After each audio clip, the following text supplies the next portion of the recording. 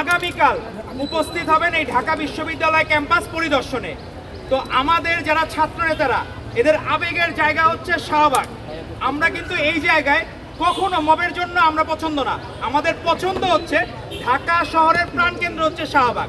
তো এই শাহবাগ এলাকায় যখন আমাদের মাননীয় প্রধানমন্ত্রী আসবেন, তো এইটা স্বাভাবিক বিষয়, আমাদের সকলের মধ্যে আনন্দ বিরাজ করছে।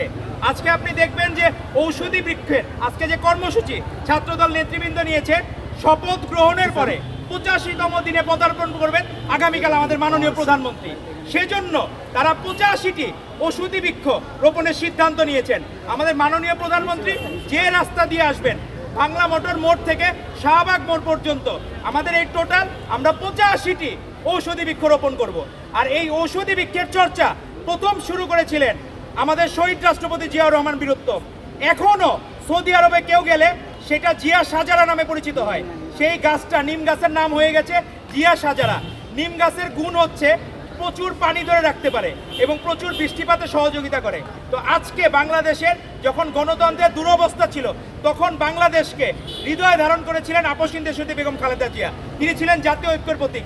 তার পরবর্তীতে প্রধানমন্ত্রী হওয়ার পরে প্রথমে যেদিন প্রধানমন্ত্রীর কার্যালয়ে অফিস করেছেন মাননীয় প্রধানমন্ত্রী, তিনি সেদিন স্বর্ণচাপা গাছ লাগিয়েছেন। সেটি একটি গুরুত্বপূর্ণ ঔষধি বৃক্ষ। তো আমরা যে এই চর্চা, ভালোর চর্চা সবসময় শহীদ রাষ্ট্রপতি জিয়াউর রহমান বীরুত্তম থেকে আমাদের আপসহীন দেশনেত্রী বেগম খালেদা জিয়া, এখন তারেক রহমান সেই ধারা অব্যাহত রেখেছেন। কিন্তু তারপরেও আপনারা দেখবেন ছাত্রদল যখন এই ঔষধি বৃক্ষ রোপণ করে, তখন জামাত শিবিররা তখন বিষ বৃক্ষ রোপণ করে। তারা যখন বট বাহিনী বিভিন্ন জায়গায় অনলাইনে দেখবেন সে বিশেষ সরাসরি তারা সংসদে যেমন মব করে, পাশাপাশি এই বিষ বৃক্ষ রোপণ করে। অবশ্য তাদের মন খারাপের কারণও আছে, তারা হচ্ছে রাতে বেলা ঘুম হয় না। এখন আপনি দেখবেন 12ই ফেব্রুয়ারি নির্বাচনের পরে তারা নির্ঘুম রাত কাটায়। আর নির্ঘুম রাত যে কাটায় তাদের জন্য ওষুধ আছে, এখানে ঔষধি বৃক্ষ আছে, এখানে ক্যামোমিল আছে, ল্যাভেন্ডার আছে, অশ্বগন্ধা আছে। এগুলো হইলো ঘুমের জন্য কাজে লাগে।